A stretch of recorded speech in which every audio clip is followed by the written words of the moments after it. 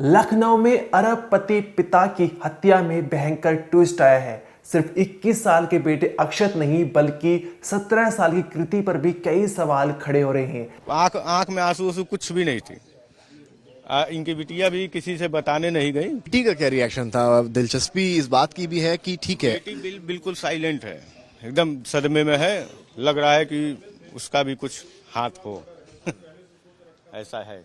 20 फरवरी की रात को जब इकलौते बेटे ने अपनी पिता की हत्या करी थी, लाइसेंसी राइफल से पिता के मुंह पर गोली चलाकर मुंह के चीतड़े उड़ा देते, उस वक्त 17 साल की कृति भी वहीं पर मौजूद थी। उसकी आंखों के सामने इस हत्याकांड को रचा गया था। लेकिन बेटी ने इतने दिनों के अंतराल में ना तो पुलिस कंप्लेंट की और ना ही अपनी सहेली या फिर पड़ोसी से इस बात का जिक्र किया। अब यहाँ पर आप कह सकते हैं कि बेटी डरी हुई थी, सहमी हुई थी और भाई ने उसे धमकाया हुआ था कि अगर तूने किसी के सामने मुंह खोला तो तेरी भी हत्या कर दूंगा। लेकिन वारदात से अगले ही दिन यानी 21 फरवरी को कृति पेपर देने के लिए घर से बाहर निकली थी। उसके पास मौका था लेकिन उसने हिम्मत नहीं जुटाई, पुलिस कंप्लेंट नहीं की, अपने पिता के हत्यारे को सबके सामने नहीं रखा। इतना ही नहीं, मोहल्ले में उदयवीर सिंह की एक पोती है जो कृति की हम उम्र की है, उसके साथ पढ़ाई करती है, उसके साथ घर जाती है, खाना खाती है, लेकिन चुपचाप घर वापस अपने चली जाती थी। उसके चेहरे पर, पड़ोसी ने बताया कि उसके चेहरे पर बिल्कुल भी ऐसा नहीं दिख रहा था कि उसके पिता की हत्या हो चुकी है और हत्यारा कोई और नहीं बल्कि उसका भाई है। और पिता के जो टुकड़े हैं वो एक ड्रम में ठूसे हुए और एक बंद कमरे में पड़े हुए हैं। उसके चेहरे पर बिल्कुल भी ऐसा नहीं झलक रहा था। ये सिर्फ हम नहीं करे बल्कि मानवेंद्र सिंह के जो पड़ोसी हैं उनका भी यही कहना है। धर्मेंद्र सिंह ने बताई है कि ये सवाल उठता है कि आखिर बेटी ने किसी को कुछ क्यों नहीं बताया। 6-8 दिन बॉडी रही, 4 दिन बॉडी रही, 4 दिन रही। लड़के ने तो कत्ल किया, मान लेते हैं कि उसका कोशिश था कि इसको बरामद कर दें, लेकिन लड़की भी 4 दिन घर पे है। ये भी पॉइंट है। ये तो लड़की के लिए हम लोग, मेरी बीवी इतनी रोती थी कि इतनी इनोसेंट फूल सी लड़की है और ये कैसे रहेगी, भगवान करे उनके बाप आ जाएं। लेकिन लड़की को जब कल ये देखा कि जिस दिन घटना नहीं, जिस दिन जनाब घटना हुई है, मैं उस दिन मान सकता हूँ कि इसने कहा मार देंगे या डर गई। अगले 2 दिन बाद तो उसको घर से भागने की भी ये जांच का विषय है। लिटरली आप सही बोल रहे हैं ना। यही तो हम लोग नहीं सोच कि बेटी ने क्यों नहीं बताया। वो 21 तारीख पेपर भी देने गई। वो 2 दिन बाद ही बता सकती थी जब वो इमोशनली उस ट्रॉमा से बाहर। ये मतलब नहीं बता सकते, क्या कह दे हम लोग, बच्चे क्या कर गए। बस ये तो है, तो कुछ मिले हैं। क्या लग रहा है कारण क्या है? नीट है या कुछ और ही है? मनी एक्सेस है या अपना प्रभुत्व लेना या बाप से कुछ लड़ाई झगड़ा, वो किसी बाप को करना चाहता वो उसको नहीं करने को मिल रहा है, बाप ने वो डांटा। तो जानकारी है, आपको गोली मारी और शव काटा। हाँ, गोली मारी, राइफल से गोली मारी। राइफल जिस दिन आई थी, मतलब एक राइफल है, एक पिस्टल है, और उसे गोली मारी। ये उड़ गया थी, चेहरा दिख नहीं रहा, तो बॉडी में नहीं था ये वाला पोर्शन। यहाँ मारा तो ये उड़ गया। हाँ, उड़ गया था। और फिर उससे सबसे बड़ी दर्दनाक घटना है कि उसको पीस कर करके कैसे ऊपर से नीचे लाया, नीचे में उसको डंपर से नीचे लाया है ऊपर से, 3rd फ्लोर से।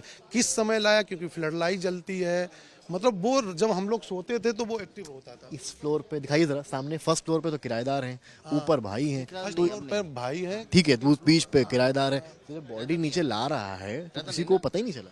तो रात में किस समय लाता है? बॉडी टकराएगी, कुछ तो आवाज होगी। जाई में बंद करके, तो वही बोला कि जब ये हम लोग सब लोग, जब मेरे साहब ये बहुत है, इंक्वायरी करते हैं कि वो कब खाना आया, कब कोरियर आया, कब आया, सब पता रहता है। लेकिन यहाँ जैसे चोर आते हैं तो कुत्ते भी शांत हो जाते हैं। बात बताइए, आपका घर बगल में है, ठीक है भाई, आप लोग सो रहे होंगे रात के समय, गोली चली, आवाज नहीं आई किसी? सर जैसे कि वो कमरे के अंदर होली, सॉरी, ये शादी चल रही है, सामने 3-4 हॉल है, मैरिज गाना बजाना, पटाखे चल रहे हैं, क्या धंधे हैं।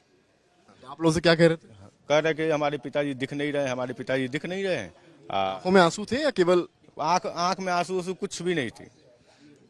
इनकी बिटिया भी किसी से बताने नहीं गई। बेटी का क्या रिएक्शन था? दिलचस्पी इस बात की भी है कि ठीक है, बेटी बिल्कुल साइलेंट है, एकदम सदमे में है। लग रहा है कि उसका भी कुछ हाथ हो। ऐसा है कुछ। तो आपको लगता है कि दोनों का इसमें? हाँ, ऐसा लग रहा है कि दोनों हैं। 100 किलो की डेड बॉडी एक लड़का नहीं उठा सकता। अक्षत की कैसी बॉडी फिजिक है? अक्षत की बॉडी ज्यादा नहीं था, हमको लग रहा है कि 60-65 किलो के होंगे। अच्छा, ड्रम जो है उसमें क्या कुछ मिला है? ऊपरी हिस्सा मिला है? ऊपरी हिस्सा इस साइड का जो पैर है, ये पैर और ये हाथ, दोनों हम देखे कल। उसमें सर भी है। डेड बॉडी में तेजाब डाला गया है। डेड बॉडी में तेजाब डाला गया, क्यों? उसको गलाने के लिए, हो सकता है गलाने के लिए। अब 5 गैलन तेजाब मिले हैं, बरामद हुआ है। इतना आया कहाँ से? गाड़ी पे लेके आया, गाड़ी अपना धुलाई किया। मतलब कोशिश थी कि शव को जला दें। हाँ, सबको जला दिया जाए। अब पेंट भी कर दिया है रूम को। रूम में पेंट किया? हाँ। अच्छा, ये नीचे का जो हिस्सा है बताया, वो शायद बरामद भी कर दिया मौसी जाके? हाँ, ये जो हिस्सा है लिया के मौसी जला दिया है। बहन भी साथ में गई? बहन नहीं गई थी। पड़ोसियों ने जो कुछ बेटी के बारे में कहा आपने सुना। उनका कहना है कि बेटी के व्यवहार पर संशय है, सवाल उठते हैं और पुलिस को इस एंगल से भी जांच करनी चाहिए। अब आते हैं इकलौते बेटे अक्षत पर, जिसने अपने पिता की न सिर्फ हत्या करी बल्कि इंसानियत को शर्मसार कर दिया, हैवानियत की सारी हदें पार कर दी हैं।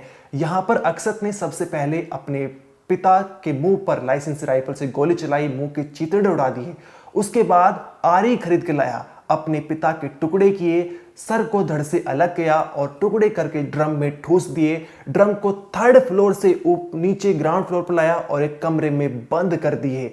यहां पर जो सिर था उसको 21 किलोमीटर दूर जाकर कहीं जंगल में फेंक दिया ताकि किसी को कोई सबूत न मिल सके।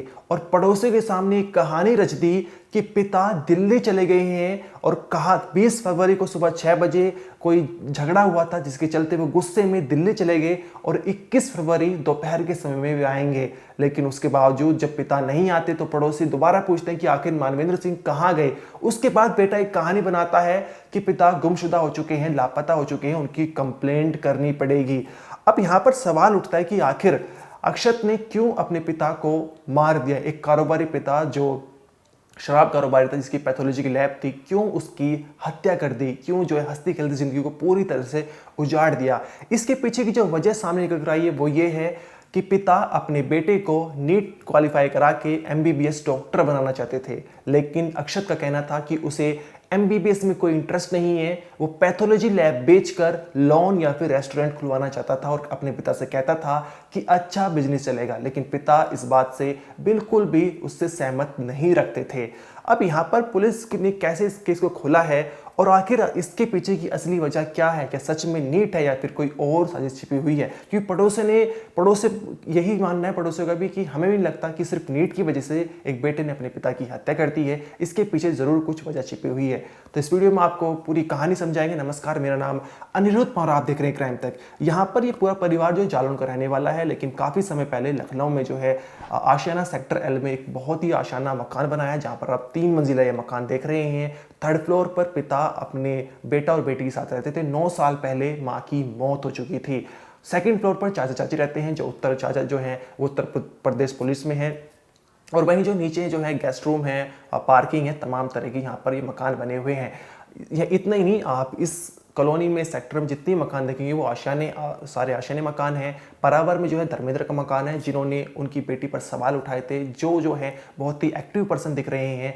अब यहाँ पर जो है पिता लगातार अपने बेटे पर नीट के लिए दबाव बना रहे थे, लेकिन 6 महीने पहले अक्षत अपने घर को छोड़कर चला गया था और 6 पन्नों का एक लेटर लिखा था, जहां पर उसने कहा था कि मैं MBBS नहीं करना चाहता, मेरे पर दबाव नहीं बनाया जाए। लेकिन उसके बाद पिता ने समझाया तो अगले दिन अक्षत घर वापस लौटकर आ चुके थे। अब 19 फरवरी को पिता अपने भाई के साथ और तमाम लोगों के साथ जो है एक शादी में जाते हैं, वहाँ शादी अटेंड करते हैं, खाना खाते हैं और वापस जो है रात में आ जाते हैं।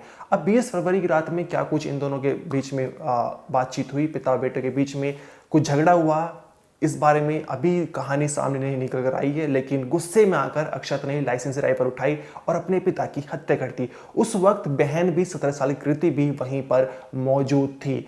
अब इसके बाद हत्या करने के बाद उसने सबसे पहले जो है एक कहानी बनानी शुरू कर दी। जब पड़ोसी ने पूछा कि पिता कहाँ गए, तो उन्होंने कहा है कि वो झगड़ा हुआ कुछ और वो दिल्ली चले गए हैं, 21 फरवरी को दोपहर के समय में वापस आ जाएंगे।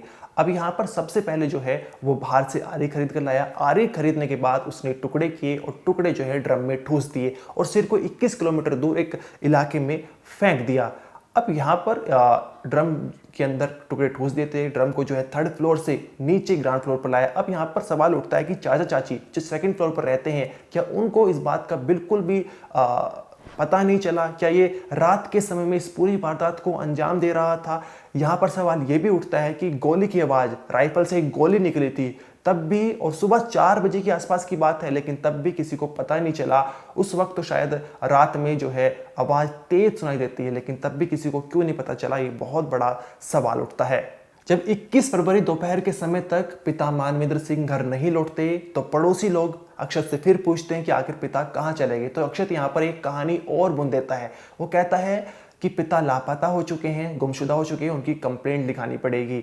अब यहाँ पर जो है पड़ोसी लोग एक व्हाट्सएप ग्रुप बना देते हैं ताकि कोई भी अपडेट मानवेंद्र सिंह के बारे में मिले तो ग्रुप में शेयर कर दी जाए, और साथ ही सीसीटीवी खंगाले जाते हैं। अब सीसीटीवी में एक बहुत बड़ा जो सबूत मिलता है, सीसीटीवी में जब देखा गया तो पिता मानवेंद्र सिंह 20 फरवरी की सुबह कहीं निकलते हुए दिखाई दिए ही नहीं है। जब रात के समय में वो शादी से लौट कर आए थे तो उनकी गाड़ी अंदर गई और ना वो तो गाड़ी से बाहर निकले और ना ही खुद बाहर निकलते हुए दिखाई। तो यहाँ पर बहुत बड़ा सवाल जो है खड़ा होता है। इसके बाद 23 फरवरी यानी सोमवार के दिन जब अक्षत पुलिस कंप्लेंट लिखाता है, वहाँ पर पिता को बताता है कि वो गुमशुदा हो चुके हैं और मुझे बोलकर गए थे 20 फरवरी सुबह 6 बजे कि वो दिल्ली जा रहे हैं और 21 फरवरी तक लौट जाएंगे, लेकिन वो वापस नहीं आए हैं।